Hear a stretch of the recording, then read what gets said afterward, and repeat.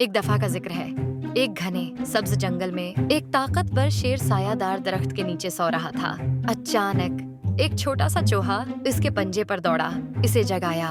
तुम्हारी हिम्मत कैसे हुई मुझे जगाने की?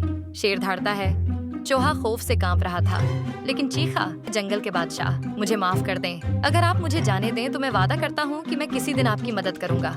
शेर जोर से हंसा। तुम मेरी मदद करो? ये मज़ाक़खेज़ है, उसने कहकहा लगाया। लेकिन शेर अच्छे मूड में था और उसने चूहे को जाने देने का फैसला किया। दिन गुजरते गए और एक सपहर शेर जंगल में घूम रहा था कि वो शिकारी के जाल में फंस गया।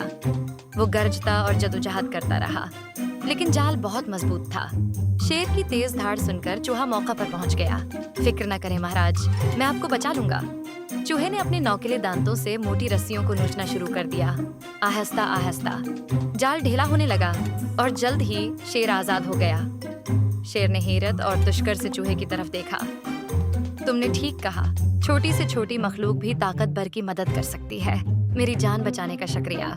चूहा मुस्कुराया और बोला, महाराज, हम सबकी अपनी अपनी ताकतें हैं। मेहरबानी हमेशा हमारे पास वापस आती है। अखलाकी कोई भी बड़ा फर्क करने के लिए छोटा नहीं है और एहसान हमेशा पूरे दायरे में आता है।